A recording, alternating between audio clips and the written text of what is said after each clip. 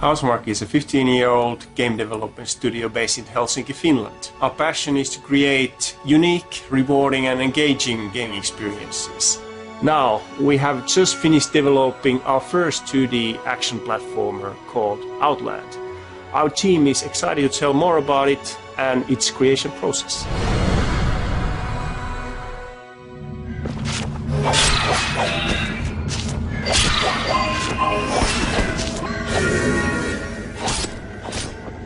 The initial concept behind the game was more like a classic platformer, Indiana Jones type of old school. We just wanted to recreate the 80s adventure platform games. The initial concept, it also had like the feeling of flashback and another world. You said stranger in a strange land. I think that's one of the core things that has stayed in the project from the very beginning. The feeling of being lost somehow. The reality is that with 2D platformers there's a huge variety of different directions you can take that in. I mean, you have like the more sort of, carefree fun of Mario, you have like the more hardcore action of Contra, you have a bit more exploration and adventure like Super Metroid or Flashback, Another World. It was pretty clear that we had like quite a few influences there from different platformers and shooters, and I think it sort of naturally led to that direction. Just mentioned the word Ikaruga and then like, the duality of it, yeah. Okay, we wanted the animations to look fluid and realistic, but we didn't want to sacrifice responsiveness for that. And that's a really hard thing to do with the controls in this type of game, because at the same time you need weight to feel the immersion and that you're in control of a real person, but also like the bullet patterns, they require really good controls for the player to be able to navigate through these bullet mazes.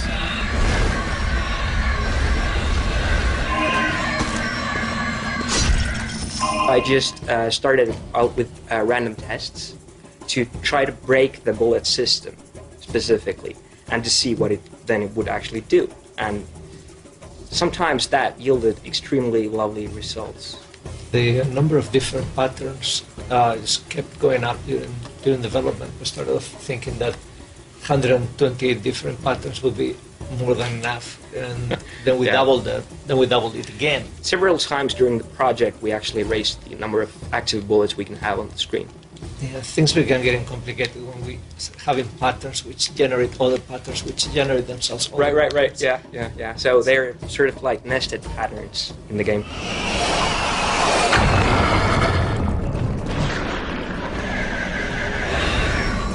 All of the levels definitely have their own story, and the bosses of each level, they are pretty much appearing throughout the entire level, and they define the world before you actually meet the boss. For example, in the spider level, there's a really interesting story to the entire room that is sort of told in pictures throughout the entire level. Statues and murals, glowing decorations. This is the early version of the second level boss. As you can see in the game, it has changed quite a bit to be less attractive. Like those elements appearing in the mural that you see as the boss door, they appear throughout the entire level. And this enemy is interesting because it has gone the first full circle, and it started as a drawing. It ended up as a 3D model, and here I'm taking a screenshot and made it as a mural into the background of one of the levels. So it's also part of the decoration. So it's growing once again. The concept shots were really great. The inspiration was huge that I got from those. Ancient world that should be enhanced with some kind of different sound design that isn't in any other games right now. Apocalyptic dream world with some kind of ancient history going on, and the sounds are something, unique.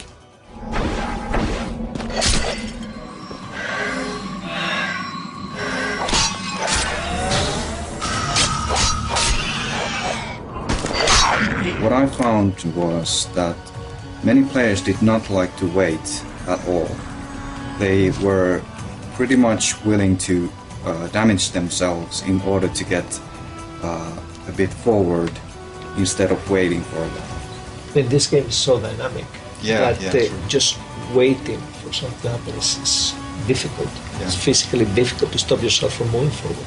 One of the things I did to determine the time limits on the challenge rooms was to play the controller upside down to get the feeling of how hard each jump and each action would be.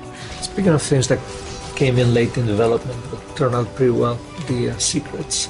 We went a bit bananas over that. Like, Yeah, it started off like 5 secrets and then per chapter, yeah. Yeah, then it was more like 5 per level.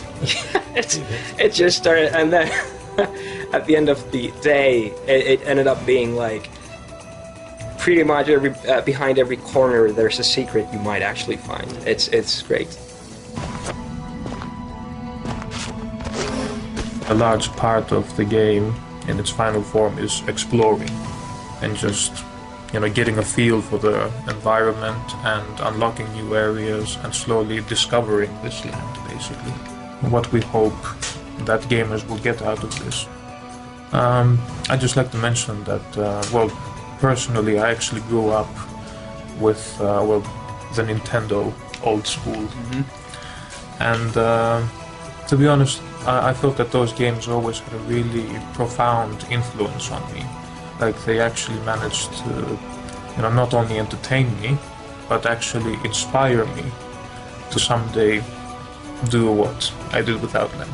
And I'm just hoping that in the same way that we're just sitting here and talking about Flashback and Super Metroid and all the other greats 20 years after they were released, I just have this faint hope that some people will be referencing Outland in as many years from now and using that as a reference and inspiration for their games.